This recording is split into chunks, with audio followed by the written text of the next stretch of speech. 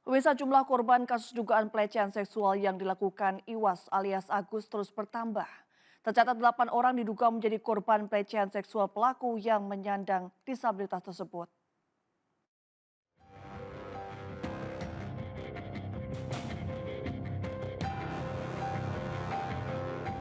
Korban pelecehan seksual yang dilakukan Iwan alias Agus lebih dari 1 orang. Bahkan ada beberapa korban di bawah umur. Ketua Komisi Disabilitas Daerah NTB, Joko Jumadi mengungkapkan, total korban yang sudah melapor ke pihaknya 8 orang. Jumlah ini kemungkinan akan bertambah seiring investigasi lebih lanjut Komisi Disabilitas Daerah NTB. Joko juga menjelaskan dari korban yang melapor, terdapat 3 korban usianya masih di bawah umur. Dari keterangan para korban, aksi pelecehan yang dilakukan Agus terjadi sejak tahun 2022. Dari keterangan penjaga homestay kepada pihak kepolisian, Agus membawa 13 perempuan. Hasil penelitian personal dari KKD NTB menunjukkan tersangka mampu menjalani sejumlah aktivitas seperti menyelam, naik sepeda motor, dan membuat konten kreator. Dengan kakinya, tersangka Agus dapat melakukan fungsi tangan termasuk melakukan tindakan fisik. 285 yang jelas itu menyatakan bahwa itu ada kekerasan dan ancaman kekerasan, tapi di pasal 6C itu cukup luas, termasuk korban, termasuk pelaku dalam hal ini, meskipun dia disabilitas, dia memiliki kemampuan, memiliki kualifikasi untuk melakukan tindak pidana itu. Saat ini polisi sudah mengantongi 2 alat bukti, hasil visum korban dan keterangan para saksi. Sebelumnya Polda NTB telah menemukan 2 alat bukti dan menetapkan Agus pria penyandang disabilitas sebagai tersangka pelecehan seksual. Dugaan kekerasan seksual ini terjadi di sebuah homestay di Kota Mataram pada 7 Oktober 2024. Dari Lombok, Nusa Tenggara Barat, Hari Kasidi, iNews melaporkan. Pemirsa, Komisi 3 DPR RI memanggil Kapolrestabes Semarang Kombes Pol Irwan Anwar beserta jajarannya untuk meminta penjelasan kasus oknum polisi menembak siswa SMKN 4 Semarang, Gama Rizkinata Oktavandi hingga berujung kematian.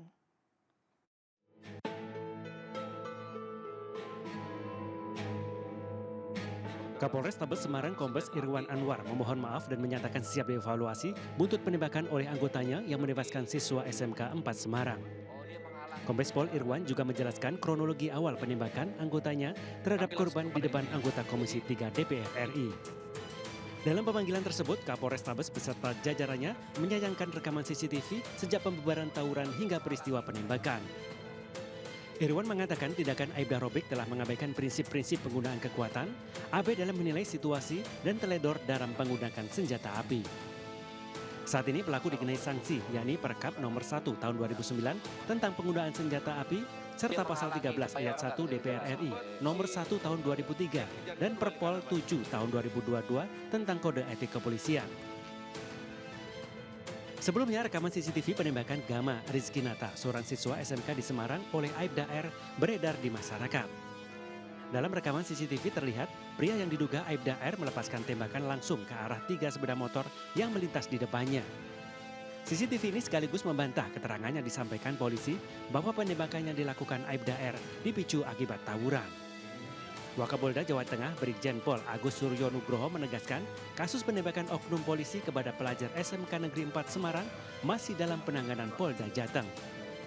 Menurutnya, penyidikan pun dilakukan secara transparan. Terperiksa dan dalam jangka waktu dekat ini sudah akan dilakukan sidang etik. Kita menjamin dan kami akan transparan itu berkaitan dengan kasus anggota Polda Jawa Tengah. Komitmen tidak akan. Korban Gama Rizkinata yang meninggal dunia sempat mendapat perawatan di RSUD Karyadi Semarang.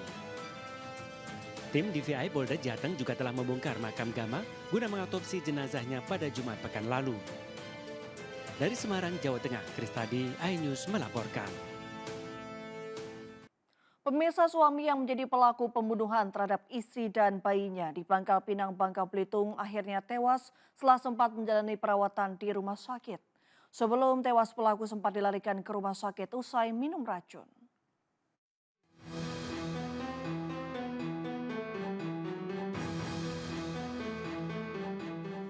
Pelaku pembunuhan istri dan bayi di Bangka Belitung yang sempat dilarikan ke rumah sakit karena meminum racun akhirnya tewas. Sebelum meninggal dunia, pelaku sempat dihadirkan di Mapolda Bangka Belitung dalam rangka rilis kasus kejahatannya. Namun hanya berselang 15 menit, korban kembali mengeluh sakit hingga akhirnya dibawa kembali menggunakan ambulans. Dari hasil pemeriksaan penyidik, korban sudah meminum racun sehingga pada saat sampai di Polda kondisi semakin menurun. Untuk itu dirujuk ke rumah sakit umum, rumah sakit umum daerah Bangka Belitung. Pak dokter sudah melakukan pemeriksaan, tes darah, tes urin, pemeriksaan dalam, jantung, paru-paru, dan dilakukan otopsi. Sudah selesai dilaksanakan, kemudian akan nanti keluarga dihubungi.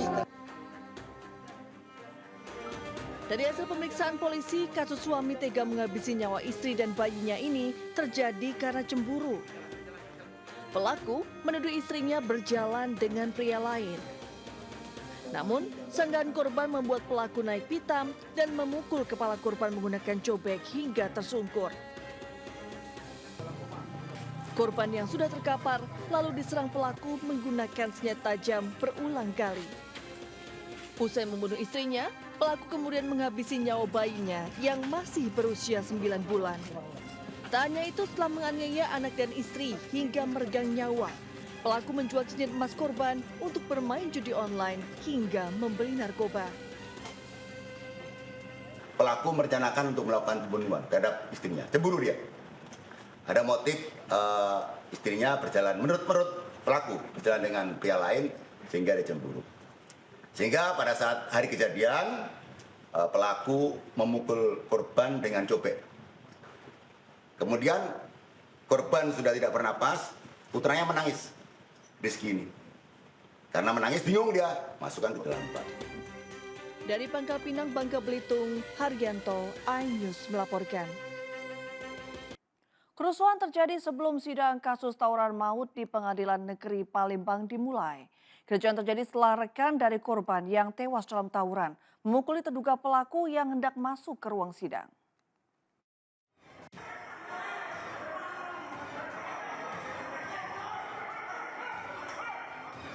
Kerusuhan terjadi di Pengadilan Negeri Palembang. Rekan dari korban tewas tawuran, almarhum M. Hafiz, memukuli kedua pelaku Ahmad Reza dan Berni Pratama saat digiring petugas keamanan hendak masuk ke ruangan persidangan pada Selasa sore. Aksi kerusuhan membuat anggota keamanan dan petugas kepolisian yang ada di pengadilan terpaksa mengusir rekan korban keluar dari pengadilan. Sidang kasus tawuran yang beragendakan mendengarkan keterangan saksi ini akhirnya dimulai dengan penjagaan ketat petugas. Sebelumnya pada Juni lalu, aksi tawuran antar kelompok terjadi di Kecamatan Ilir Barat 2 Palembang. Dalam tawuran yang terjadi akibat saling ejek di medsos tersebut, korban M. Hafiz tewas setelah mengalami beberapa luka tusukan. Dari Palembang, Sumatera Selatan, Guntur, iNews melaporkan. Komplotan pencuri membobol dan menggasak uang 130 juta rupiah dari sebuah sekolah swasta di Tangerang Selatan, Banten. Uang yang dicuri para pelaku merupakan dana iuran siswa dan kas sekolah.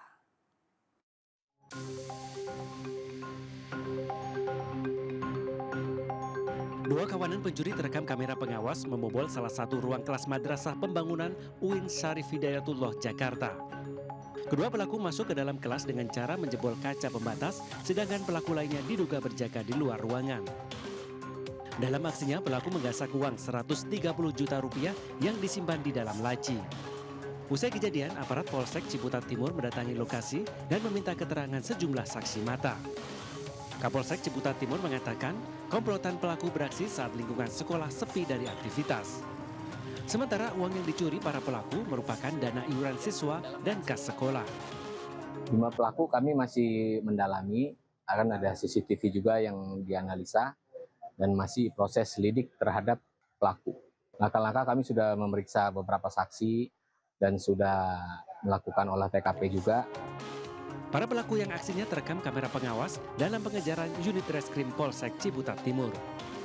Dari Tangerang Selatan, Banten, Nunung Purnomo, iNews melaporkan. Belasan pemuda yang hendak melakukan tawuran terjaring patroli polisi di kawasan Kebayoran Baru, Jakarta Selatan. Dari tangan para pemuda ini, polisi menyita barang bukti beberapa senjata tajam diduga akan digunakan untuk tawuran.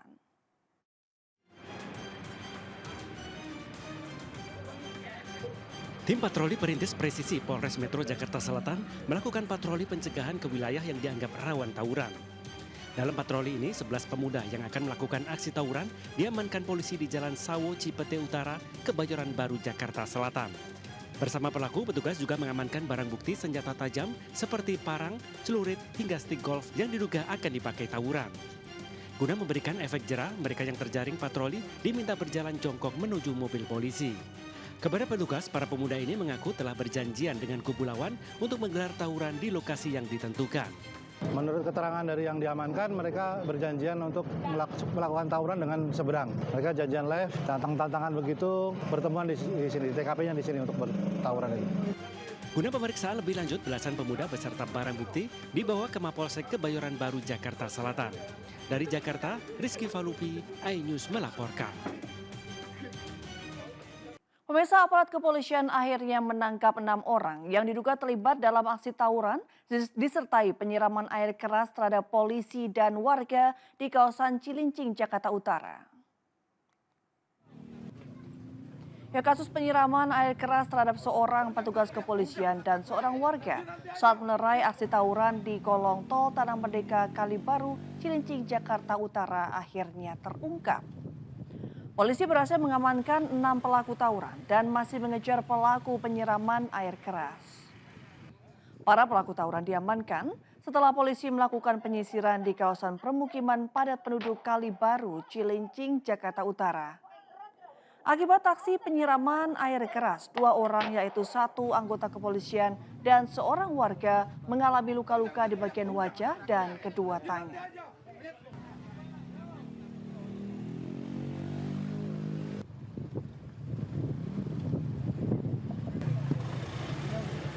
Ke informasi lain, pemirsa, mobil bis asal Toraja, Sulawesi Selatan tujuan Kendari, Sulawesi Tenggara terjun ke dalam jurang di Kelurahan Lebang, Kota Palopo. Kecelakaan tersebut membuat 3 penumpang meninggal dunia.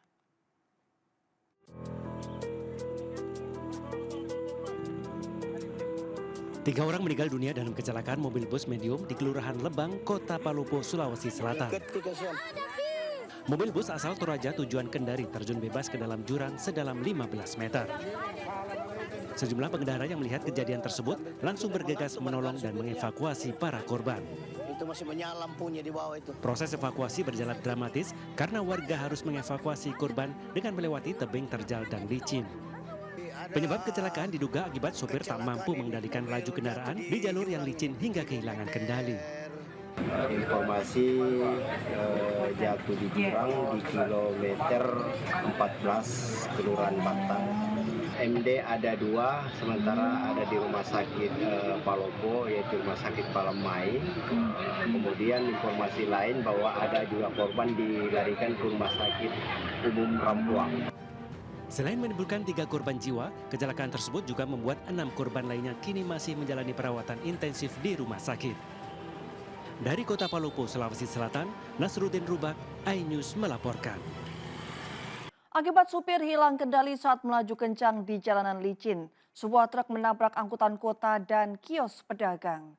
4 orang termasuk supir dan kernet truk mengalami luka-luka dan dievakuasi ke 2 rumah sakit berbeda di Sukabumi, Jawa Barat.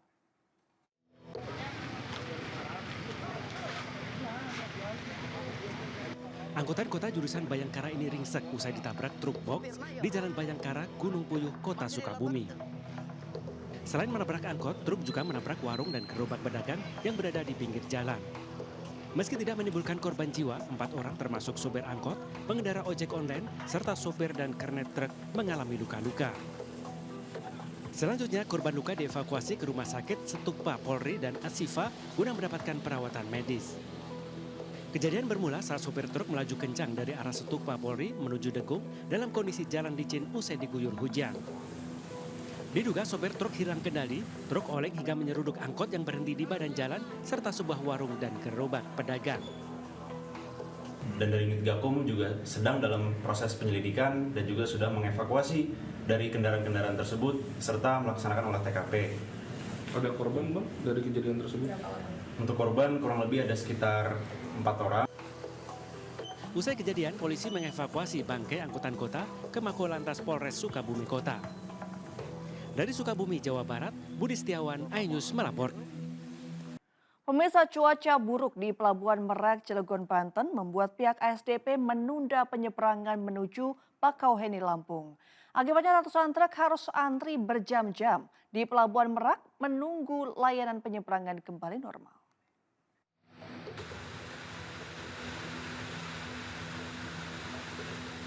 Penyeberangan di Pelabuhan Merak Bakauheni ditutup sementara karena terjadi cuaca buruk di perairan Selat Sunda. Gelombang laut dan ombak tinggi mengakibatkan sulitnya kapal bersandar di dermaga dan berbahaya untuk melanjutkan penyeberangan. Ditutupnya penyeberangan menuju Pelabuhan Bakauheni Lampung sejak Selasa pagi sempat mengganggu pelayanan penyeberangan hingga terjadi antrian panjang ratusan truk.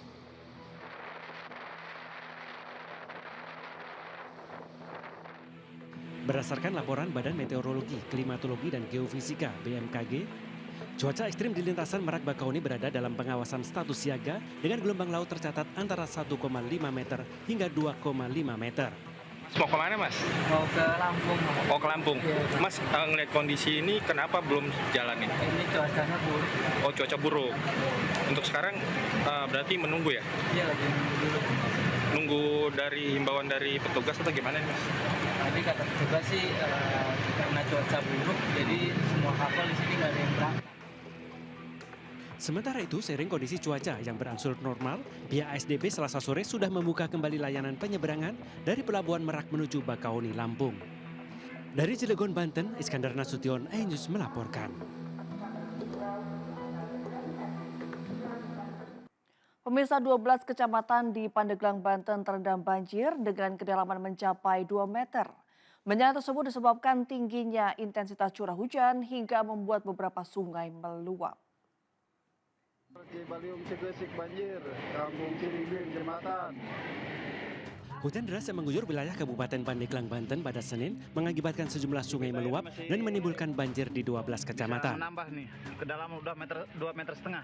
Sejumlah sungai yang meluap diantaranya Sungai Cipunten Agung, Cilempang, Cikoncang, Cisanggoma, dan Sungai Cibodas. Cibaliung Cigesik banjir, Kampung Ciringbin Jembatan. Berdasarkan data BPBD Kabupaten Pandeglang, 12 kecamatan yang dilanda banjir diantaranya Kecamatan Pulau Sari, Cibaliung, Labuan, Sindang Resmi, Cikesik, Cigelis, hingga Kecamatan Sobang.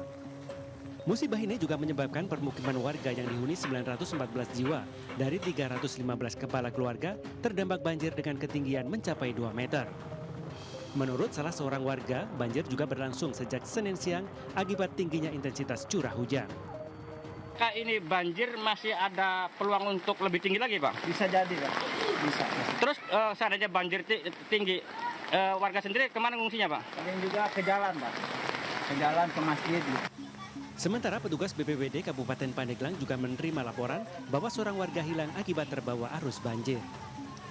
Informasi tadi dari Kecamatan Cikesik, ini ada satu warga yang hilang, yaitu di daerah Cangkore. Nah, kita dengan Basarnas sudah ada di lokasi dan sekarang sedang proses pencarian.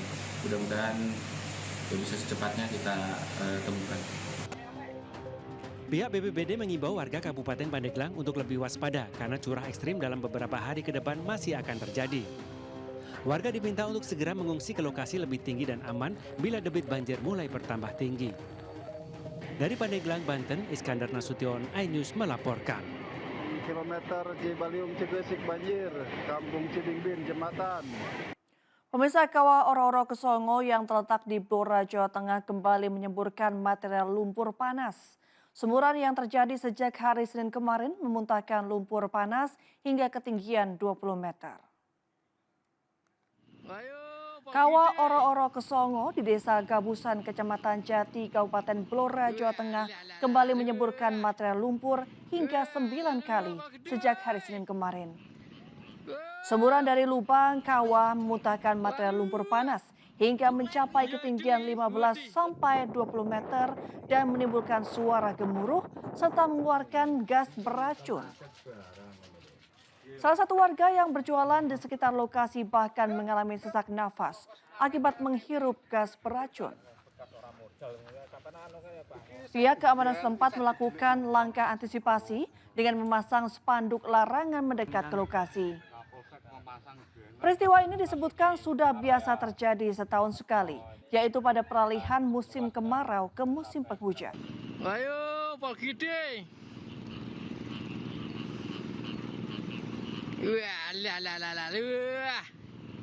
Pemirsa, kantor Komisi Pemilihan Umum KPU Morowali, Sulawesi Tengah terbakar hebat pada Selasa siang. Guna menghindari amukan si jago merah, petugas TNI dan Polri berjibaku menyelamatkan kotak suara hasil pilkada. Ini kondisi sekarang. Kantor Komisi Pemilihan Umum Kabupaten Morowali di Kecamatan Bungku Tengah, Morowali, Sulawesi Tengah dilalap si jago merah. Petugas KPU baik TNI dan Polri yang berjaga di lokasi berhamburan menyelamatkan kotak suara hasil pemilihan kepala daerah. Kencangnya hembusan angin dan banyaknya material yang mudah terbakar membuat api dengan cepat membesar. Menurut keterangan saksi, api diduga akibat korsleting listrik dari ruang penyimpanan kotak suara. Selang beberapa jam kobaran api akhirnya bisa dipadamkan setelah petugas damkar dari Kabupaten Morowali tiba di lokasi. Menurut polisi saat ini pihaknya sudah melakukan pemeriksaan dan meminta keterangan sejumlah saksi. Nah, pada saat rapat tiba-tiba lampu mati. Jadi lampu mati ada suara letupan. Kemudian setelah rapat pada lari keluar, melihat ternyata di sudut kiri kantor KPU itu ada asap, kepulan asap.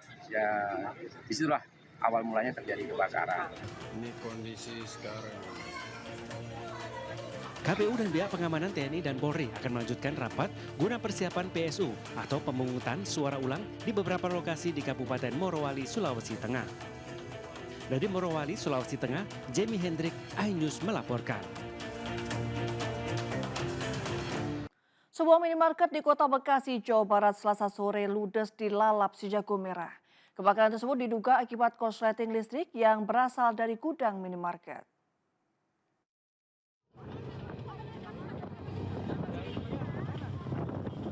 Kobaran api dan asap pekat membumbung tinggi ke udara akibat kebakaran minimarket di Jalan Raya Kartini, Kelurahan Margahayu, Kecamatan Bekasi Timur, Kota Bekasi. Kebakaran yang terjadi secara tiba-tiba ini membuat warga panik lantaran khawatir api merembet ke bangunan lainnya di sisi minimarket. Petugas damkar Kota Bekasi yang mendapat laporan warga menerjunkan 3 unit mobil pompa air dan 3 unit rescue kebakaran untuk memadamkan api. Setelah berjibaku hanya dalam beberapa jam, petugas berhasil menjinakkan amukan si jago merah. Menurut petugas, sumber api diduga akibat korsleting listrik di bagian gudang tempat penyimpanan stok barang minimarket. Area yang terbakar berapa persen ini, Pak? Ini kurang lebih ya hampir 70% gitu. 70%. Pak, ini menyambar ke toko sebelahnya apa? Alhamdulillah untuk kanan kirinya aman. Akibat kebakaran ini, seluruh stok barang yang berada di gudang penyimpanan ludes dengan kerugian ditaksir mencapai ratusan juta rupiah. Kepolisian dari Polres Metro Bekasi Kota langsung melakukan olah tempat kejadian perkara guna mengetahui penyebab pasti kebakaran minimarket. Dari Bekasi, Jawa Barat, Rahmat Hidayat, iNews melaporkan. Pemirsa, penghuni salah satu hotel ternama di Kota Bengkulu digegerkan dengan kemunculan seekor ular piton sepanjang 4 meter. Pihak hotel menghubungi petugas damkar untuk mengevakuasi ular yang bersarang di saluran air.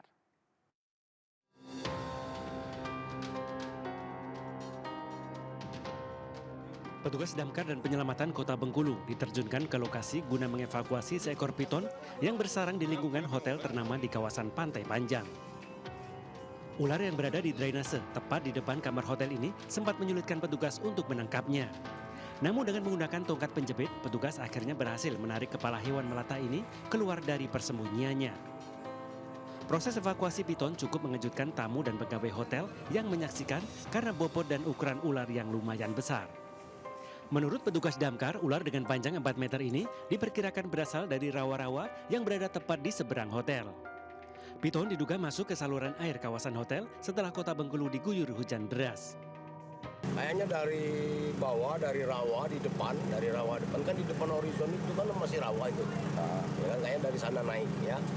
Dia masuk langsung ke depan gitu, depan siring di depan horizon itu. Oh, bukan masuk ke hotelnya bukan, Bang? Bukan di depan siring di depan horizonnya.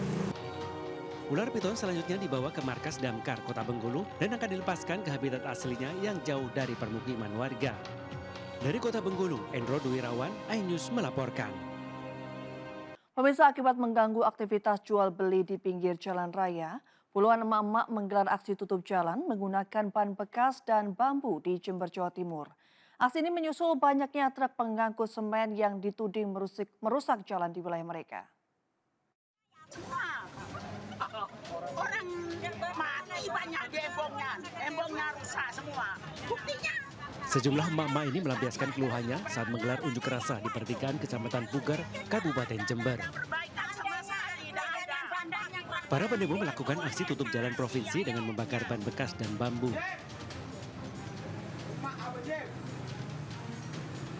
Emak-emak ini geram lantaran banyak jalan yang rusak akibat aktivitas truk besar bermuatan semen dan batu melintas di wilayah mereka.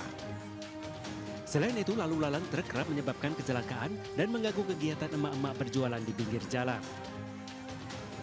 Pendemo meminta instansi terkait memperbaiki jalan yang rusak dan menghentikan aktivitas pabrik semen yang dianggap mengganggu. Apalagi sebagian besar karyawan di pabrik semen tersebut bukan dari warga lokal. Kalau mencuri dihukum, kalau udah kerja dan dikasih makan. Siapa orang kecil? Kalau orang kecil ditindas. Lantaran demo mengganggu arus lalu lintas, pihak kepolisian meminta aksi tutup jalan dihentikan dan melakukan mediasi, namun belum menemukan titik temu. Dari Jember, Jawa Timur, Bambang Sugiarto, iNews melaporkan. Yang kerja orang di luar semua. Ya pemirsa, audisi Miss Indonesia 2025 dihelat di sejumlah kota besar di Indonesia. Rangkaian ajang kecantikan bergengsi ini hadir di Kota Bandung, Jawa Barat selama 2 hari serta diikuti puluhan wanita berparas cantik dan bertalenta. Audisi Miss Indonesia 2025 digelar selama 2 hari di Kota Bandung, Jawa Barat. Pada gelaran hari pertama audisi ajang kecantikan bergengsi ini, para peserta yang rata-rata berasal dari Kota Kembang nampak antusias menjalani sejumlah tes. Rangkaian tahapan seleksi dijalankan mulai dari pengukuran tinggi dan berat badan, wawancara, hingga sesi foto dan video yang digelar di Hotel El Royal Bandung. Motivasi saya mengikuti Miss Indonesia adalah karena saya ingin melihat makna sesungguhnya menjadi seorang perempuan. Saya ingin menjadi seorang perempuan yang tidak hanya memajukan diri saya sendiri, tetapi juga memajukan perempuan-perempuan lainnya. Selain mereka itu memiliki berbagai motivasi dari komunitas-komunitas yang sudah mereka lakukan, kemudian juga mereka punya visi misi yang bagus sekali yang tentunya itu sangat potensial apabila dikembangkan di Yayasan Miss Indonesia. Sementara pada hari kedua pelaksanaannya, para peserta audisi Miss Indonesia 2025 banyak berasal dari perwakilan sejumlah kampus atau perguruan tinggi hingga karyawan swasta. Aku harap dengan mengikuti audisi ini, aku ingin bisa motivasi orang-orang yang lain dan semoga ajang Miss Indonesia ini bisa menjadikan platform untuk aku, jembatan untuk aku untuk menginspirasi yang lain. Oke, untuk penjuriannya mungkin dari mereka prosesnya cukup panjang ya sebetulnya. Jadi ada proses registrasi, kemudian ada beberapa tes yang harus dijalani mereka. Dari tes tertulis, kemudian ada interview, wawancara, dan mungkin nanti ada beberapa tahapan selanjutnya yang akan dilaksanakan oleh masing-masing finalis. Ajang pencarian bakat bergengsi Miss Indonesia 2025 tidak hanya mencari wanita berparas cantik dan menarik, namun juga yang memiliki integritas, berjiwa sosial, serta dapat menginspirasi para kaum wanita Indonesia lainnya. Dari Bandung, Jawa Barat, Billy Maulana Fingkran, iNews melaporkan. Ya, PT MNC Vision Networks Tbk bersama MNC Peduli kembali memberikan bantuan bagi mereka yang membutuhkan. Kali ini bantuan CSR berupa sembako dan kebutuhan perlengkapan lainnya diberikan kepada penghuni rumah singgah Harapan Indonesia di Jakarta Pusat.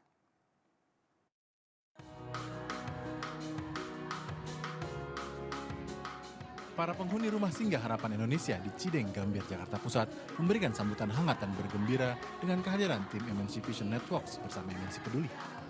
Anak-anak yang tengah mengidap berbagai penyakit serius didampingi para orang tuanya ini diajak bernyanyi dan menari mengikuti lagu sebagai penyemangat dalam menjalani pengobatannya. Demi mendukung dan memberikan kekuatan kepada para anak-anak, orang tua serta para relawan ini, MNC Vision Network bersama MNC Peduli memberikan bantuan untuk meringankan beban mereka selama tinggal di Rumah Singgah Harapan Indonesia. Kegiatan pemberian kontribusi berupa alat kebersihan, popok, susu, dan alat mandi untuk Rumah Harapan Indonesia. Memberikan semangat juga kepada para orang tua serta para adik-adik yang saat ini sedang sakit. Semoga mereka juga lekas pulih, orang tuanya juga tetap sabar, tetap semangat, dan para relawan serta Ibu Mika juga tetap semangat juga untuk mendampingi adik-adik yang saat ini sedang sakit agar lekas pulih. Rumah Harapan Indonesia adalah rumah singgah bagi anak-anak sakit dari keluarga tidak mampu yang datang dari daerah ke kota-kota besar di Indonesia. Saat ini Rumah Harapan Indonesia ada di 5 kota, di Jakarta, Bandung, Semarang, Bali, dan Makassar. Dan total anak-anak yang sudah kami dampingi ada 1.583 anak. MNC Vision Network bersama MNC Peduli akan terus mewujudkan aksi CSR yang tepat sasaran di berbagai wilayah untuk membantu masyarakat yang membutuhkan dan membawa manfaat yang lebih luas dengan harapan dapat menjadi inspirasi bagi para donatur lainnya. Dari Jakarta, Nisa Sahib, Leman Ainus melaporkan.